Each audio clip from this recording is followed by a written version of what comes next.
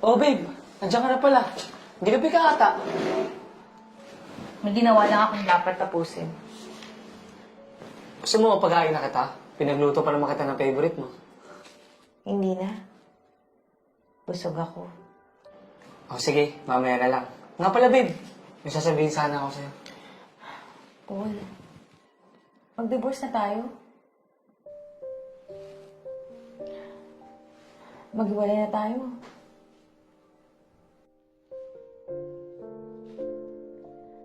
Seryoso ka?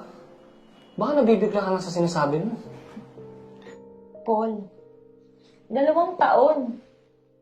2 taon wala kang trabaho. Bahay, kuryente, tubig.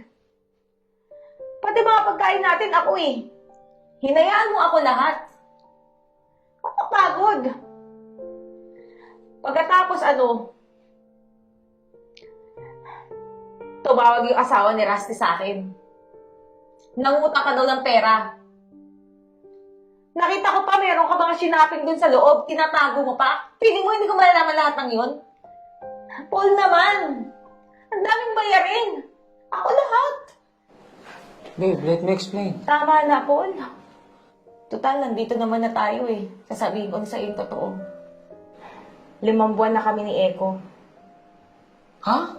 Si Eko? Yung nakainuman natin last time sa Kali 7? Naniligaw na pala sa'yo yun?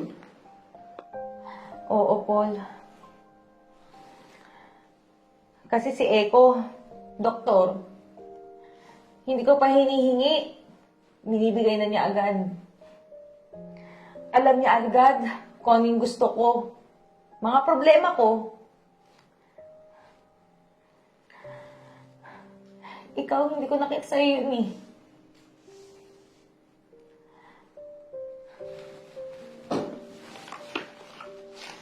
Ito ang divorce paper. Pirmahan mo na.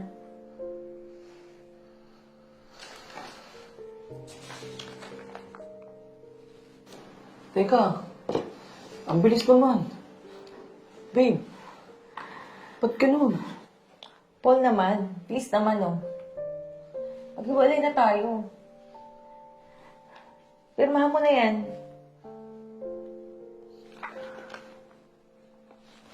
Babe, please, ayusin natin to.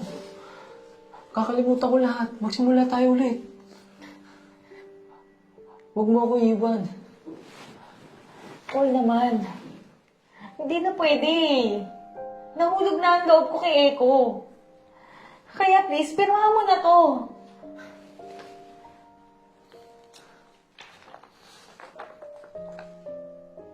Sige, pipirmahan ko to. Pero wala ka nang makahabol sa akin. Ako?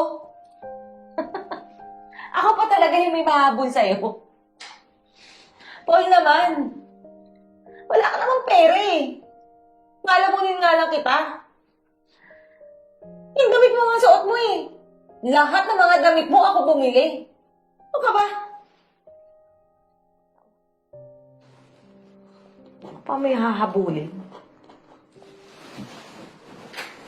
Ito, Buti naman, natapos din tayo. alam mo, mahal na mahal kita eh. Pero ang bilis mo sumuko. Pinagpalit mo kaagad ako doon. Oo, umutang ako. Pero alam bakit ako umutang? Dahil wala akong pera. Pamasahe, para makuha yung napalarunan kong pera. Di mo ba alam, babe? Nanalo ko ng 20 million. 20 million yun. At yung nakita mo sa aparador, yung sinaping ko, para sa'yo yun, babe. Dahil gusto ko surprisein, dahil next week, anniversary natin. Nilagyan ko pa ng 2 million cheque yun. Para sa'yo yun. Pero wala eh. Ang bilis mong bumitaw. Sana maging masaya ka sa desisyon mo. Aalis na ako.